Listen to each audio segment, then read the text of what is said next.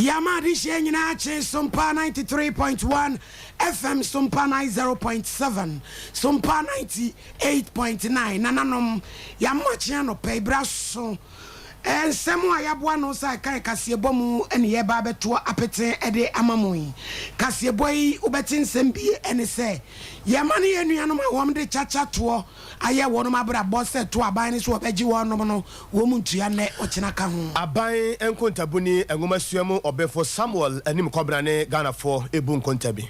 All right, Abuabi somewhere Casasa special delegate conference Yawamoba Kurono Faswobi who I was swore. And this Amanyo Kono can sembi efa mami bihuna dia samoa. Yes, here we are singing now. Opa my head yani board there or my Ghana ye come. Atraya share and pata and in sum now on Samson almost on my debiaira. Pragia for Guswada se Kumasi Krupombe Jansa Shaya. What Yamo woman is so Yedimun Sembi Ebremo. Anope is open one Namubi now penambi acquiring now the Jane and Rebecca Hodia Tawaswano pay. Way, any day become where they bremano pay wahini. I'm a crunchadas of Mammy Primeni Mene. Nana, Quabra Kessi. Concern betters of Ghana. Yamani and Yanoma woman to chacha EBA. Abe for Kwansua betting. The Ababe to just a buying said no swomutipa. Niamanti womu chedi papa. Eti what it was to womudi asika woman yanisa or Hamunche Muedu. And when Namnante at Yapran comes and Yadia. One more better Siakra. One bay yet Edietia Abino. Ora Richard Gooda. One no and a Yakazama for the Memabuni and one is some pants and Jeff Watching Comose. And you may be any womanum and one woman Jumani Okotachima Siaminum Nanti Minua. Woman will be a Jumasutom. We are noa. Yachi woman the Adam Sebeti ya and Yedichaya. Say no so a Juma. Ebu Mebuno Papa. Tisabino Anthony was it no such in time. What in Sababe Kanijiari. Dear any a Wombetia Guamontre. Yes, answer the any Nigeria for the Wombecha. Then Womuko Chanya dia yetu Mutubia. And say, Usho or my man might in Pajumani ho. Boys eat bread. Na say, Mr. Gana say, Bia, me cabinets or catching semi debate over 10%. The idea I had because almost 5 coin pass to be non budget tax on fangy tax because moreover, before the chabet in Crapono, we deposit Trumba money on Betty Woho. Na say, me dinner so catching so betty 10%. Me winning bet. My idea I had in Paris. It's a Bibiani or Mufa Betty company and Divina Nia Chabet. Because and I say a meeting because I trabet near doors or my mumpa because Ojumani who no na boys heading it is surviving a crack and as an over trabet in crap over dinner and easy over breast and obedi it is a metrana say me dino catch me say obetia and the bear they ever have been the youth so you 500 say 15th June so be say what trabet na say what yatina and so in the like sorry. Oh, and you say be a giddy bar like demonstration be a every man like on the chance I am in report na mania say because for me be after my catching say one from my catching say if you say switch out on Nigeria account or use Nigeria account they register SIM card on winning bet into Nigeria no transfer to on account. Way your Richard Gooda, one only convener with the Mebuno and him. I want or Ben for Samuel and Nim Cobra, a buying Contabone, one Ghana for we are seeing a boom Contabiano pay. Now, almost 5 July, Boston or Motressa, Adriana Boer, and this idea Sicano soon sum at Dadriana Bosono, a cost of panning Contaboni Bini. A non-food perspective, we see an upward trend with food inflation inching up by 0.8 percentage points between June and July 2023, and non-food inflation increasing by 0.4 percentage points from 33.4 in June 2023 to 33.8 in July 2023. Disaggregating further from a locally produced item and an imported item perspective, we find an 8.2 percentage point difference between inflation for imported items and inflation for locally produced items, with imported items recording an inflation rate of 45.7% and locally produced items 37.5%. Further disaggregating year-on-year inflation from a regional perspective, the Northeast region recorded the highest rate of 64.0%, and the Greater Accra region recorded the lowest rate of 31.8%, indicating about a 2-time difference between these two regions, that is the Northeast region and the Greater Accra region. For Samuel and NPP for Abuabua Soya, Wakoto Abani, Uranoma, Wama Uredi and Nimuso Mbeimu Frank, Adiama Manukono, Yakwa Soni Sunia Imu Enumupe, and I'm so my campaign, Kasama for the Mau, Munyavala, Kojocha Matain, any Yura Yabuabia Samoa, was the way and Fasobi anywhere was what, and go Fabi Papa Biadam Free Nazareth, Wamo campaign, Wamo Yanimum Neba between Chancy, what in Semiria Tunes and Truff when you ma watch Muse, Wayno, and Yati Betcher will be. Asemesi enebedi nkunim anasa enya asemesi to ndo ehunu se nkeduni nyina yenya won na nka omu nyinam na yenkwa nkwato wo no so abenti wo mokwa wo manim no wo momra kuni a wode ya manyoko na esempanifowe mu na oye mu nsakre mu. At this time that we are going to have that conference, I really think it's so unnecessary. I think it's just a distraction from normal campaigning, that one has to stop and go and organize oneself over 16 regions in order to conduct a process that has no bearing on popularity. So really, maybe in future, as a party, we need to look at that constitutional provision and make it more flexible in order for it to serve the party better. But are you much prepared for that Congress? What is preparation? There is no need for preparation.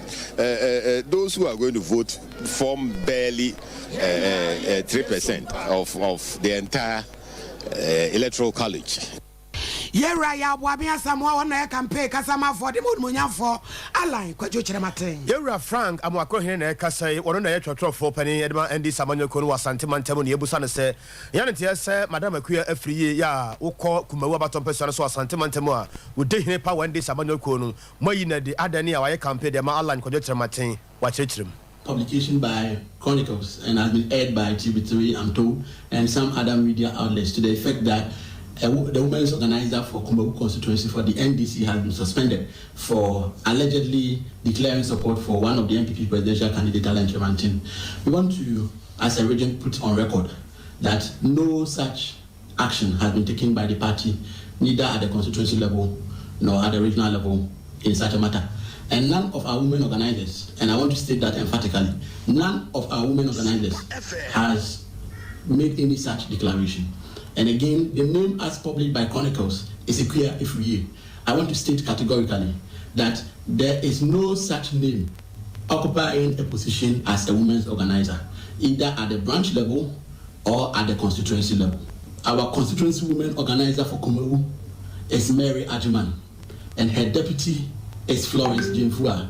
So we don't know where Chronicles found that name every year and made such a malicious publication.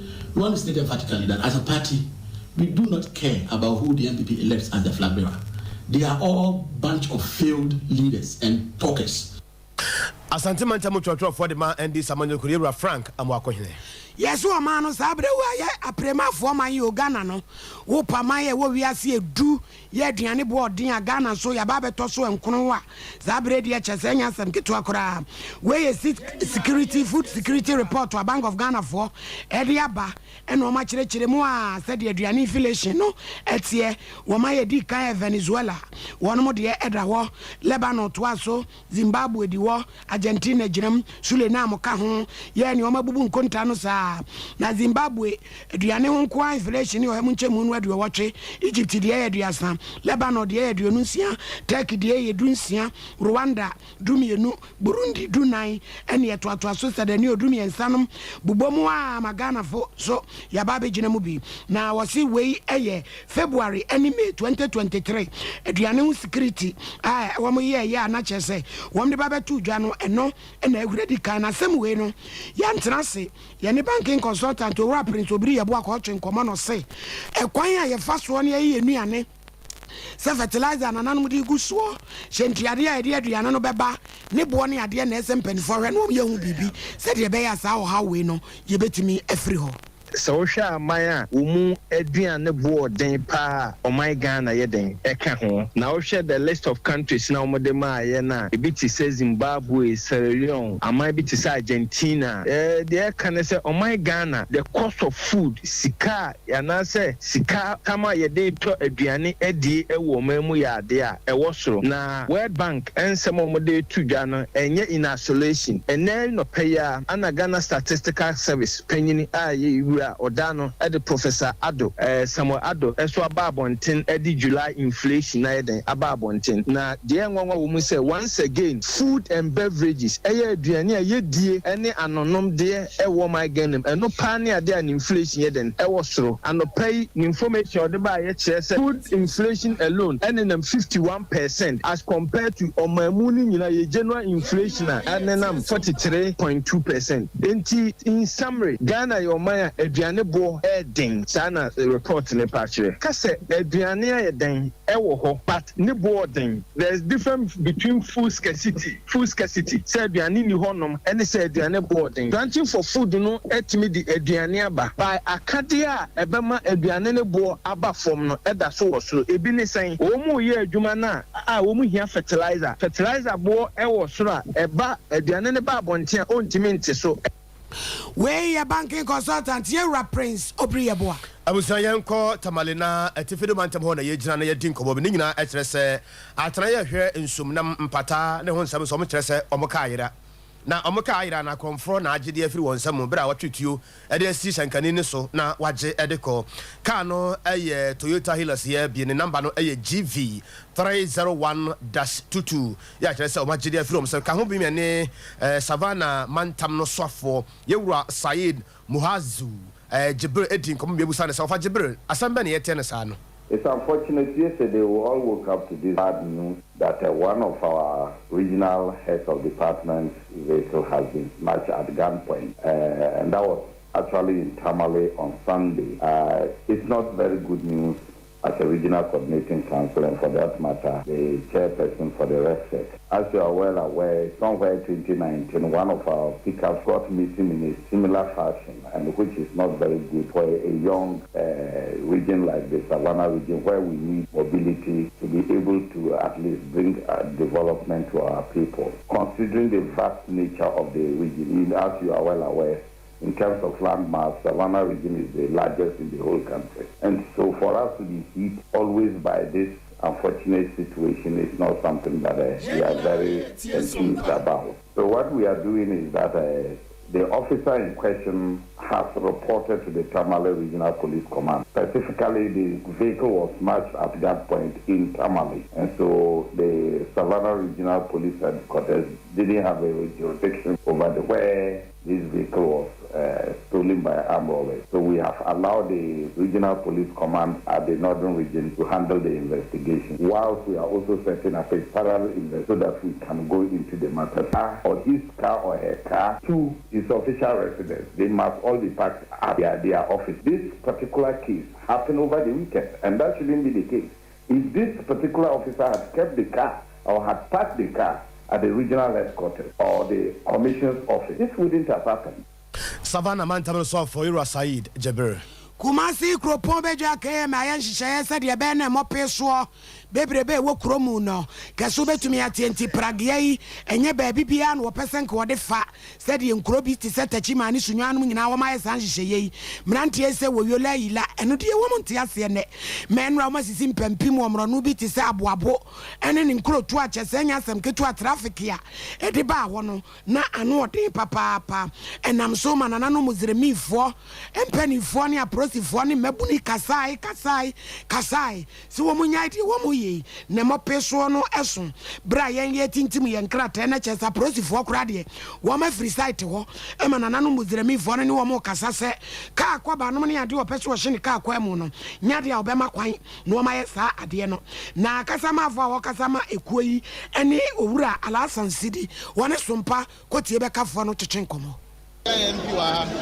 internet there by boy and one way send them more behind Yajuma because yes in a meeting to be Ambra then you meeting in the CBR and the MP Nuswa by a train Yamroco can be a Simaka again behind Yajuma and I stay now that's Yajuma drop Omuna air Pamo some Umbraha that the Ambroco can as I see I know that maybe I know you to do Waha Obian be maybe I don't know Yanga Kranakra what's the man Yajuma Chrono sono pana faka mprenu ya fasa jumana no ogun because who be faka free aso ko krom ko kwa kodru ba na jisa osini pa no wa san faka afoforo enti wa oti se trotro no ko ho straight trotro na obefa obefa bragia where you are sitting on any abema kwam redu and a chuchin komo ye wie ye see the jawa near the aswa unti on monyan for muntaka mubarak ya wono ye mrasebe dwani ma de hye wasa wase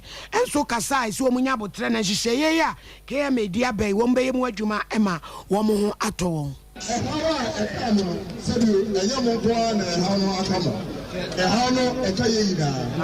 won Mlantie na doso sebio mon ka se mo ko bokro no mon ka se mo ko wi obi ade mon ka se mo ko ti obi ade ba first mo pa ya mo be faso na mo ye etuma enfifre be ti mo na ebe ti onu mo so mo nsa akoma no ya tu na mo bi eni pe nfo bebre akasa ye kasa ye nim se etuma ye no ye nuanu bi o ha o mo enyo bi a ensensata yan kasa yen jayesa but Israel yes and say eduma na central business city kroma kasa me enwure no yen ma ye hihye ya ye betimi di aye eduma ho ba ma yan kasa yen ma ye eduma ho prokoto eno na ye yes sa hihye ya no yen ma ye na ye nim say uko ba bi say landing yeah, baby, I'm congestion charges. Almost a Uber Raha. This is a Utia big Accra. But now, so one person I bet you so. You bet me, Sadrinaba. You bet me, I can say, Uber Urasa area. This is a beer, stick a beer, this is a hope. Sassy and Asana, this is a beer 1 between 1, 2, 3, 4. Beer will fear a lady. I was saying, beer 18 as a 21. I was saying, who riders licenses. I was saying, so that they are. Who were able to be quiet, Obitina for quantity for stick a number now. The better because a number here, I am Muntaka Mubarak number. One manya for Muntaka Mubarak Asawasi Mrashebe Janin, Wejina, Sepenia, one in Mebuno, Akasei. Dear Cosu, I want to join you and Nikane, Ahomeja Samakura, Ubia, Kahwasam. Na, and I'm so obey a pen to 7 Kobasibia because of Sanwa, Yana Ganas, yes, you who quiet, but fast with me, Atutu Yanema, Yanu Bat, and I Grace, Etisi Monteso, and Rada, Chinia, Chinijahu Duomo, or a Santimantem has said, no one need the phone with Dinko Busase, Yemusamo Kofa Jenny, Eddie Free any adeba na ogiramu ewo kwada so abaton pesuano so asantemantem hase ya emwo kohomo ne dwadi fono edin komoma yente se da osidin sam no atudwa others ade wan kasa won se jeni bia na ha nti every June let say 26 July ana ya eku on Niger nti ama eku asempanyifo omoko hia Nigeria Abuja nti mo di chances to Niger Jenis wa winim se jeni ni na ye di free Niger ne ba ha ti jene kas na mo baba do border Niger ni Benin border ana o mutum ye ti se jene kas ni na edina aka border mo ko fa we o mo ba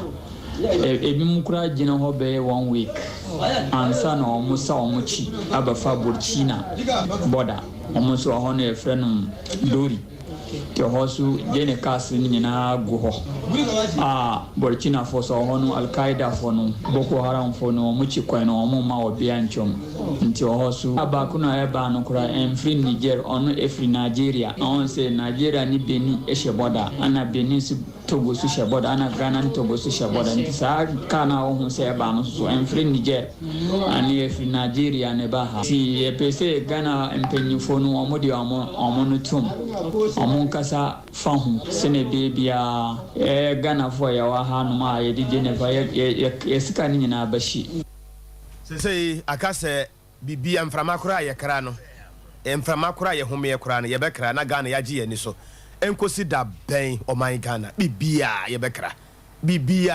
aka santije ne ori ba kro kona kwatwa no bia se no so de aduane ye anopai ma men kan foma wo se ba bia wo bia no mesrewo bomoden na epemizo ne aperitivo na chiri kwa na se 5G ni bi na epebinom so foma me ye to akase ba no eso e na ye ko ahafano south west churefo a ochoro nkrata de mani di sia manyoko na ka so wura Solomon Dumont was MPP abambe she wo mobo e wa bato mpesua ne so be wo no makwan e de ama wo mfribi poso kopem tepa besi na Kofi Job ne nsabeka mekwa na nwe ne sia da ho nti osre wo mo so man ni mu no dode aye cheche no wo mo chefa no abane nyema wo mu se de de beba enu ne de ahia mo se ye nkolai kra ye so he se amofrana ntime amba mba da utuku sukura na ntime amba da makraso ntime mba exam center amba mbetu exam paper nkama wope we say kamba jiso onye yelo tini de kwa so ye besre ye wura DC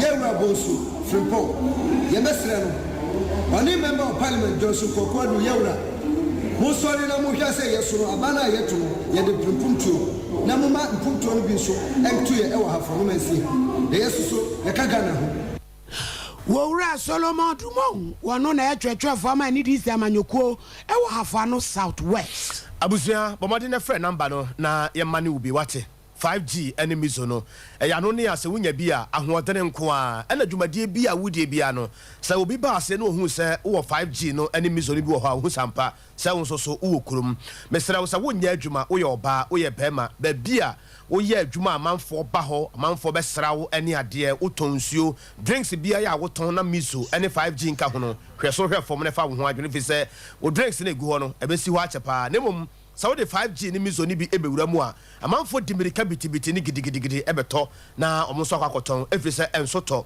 unya 5G ni bi se ya eboa pomden eje nipadua no mu adwuma esiesie nipadua no je nipadua no siye sawo de ya wo drinks a wo no mu a obo se wo nipadua ni kraye kama miso no nso so no emu odu nta no pai uko school mu anopa ya uko dwom anopa bi ya uko adwuma na ebia ebeche enenkrata asam ni ade bia wo begina ho ache wo ye meeting ba ko mienu me yansa bia chansa na bia wakofia mesrew bomade na jimizo ni binom eye kama pa for number na egu TV na sen sisi na ye mane ubi 0246 270 221 0246 270 221 Kasiano wasi samufo peni asante abo akwaku Benedict kuku wa Veronica Jandro ko hweso mo ami sister Japo ba ko peni jani ni trop ne fa ho de ko kan to ko de behwe wo bebo adwuma pa fidide mu fo so agina wo mu na so aboa yen ame de kase ebo emu da wo sei e de abeso mo ye sori de ye wura o man ye wodu bo ache beto aso de ade ache bia adwuma die no e de abremo wo hini ni ama krancha da zo of mami premier ni asante man Jimmy atumu wa mami de foforo ba pa mesa menni secretary nana kwa brake ako GN Live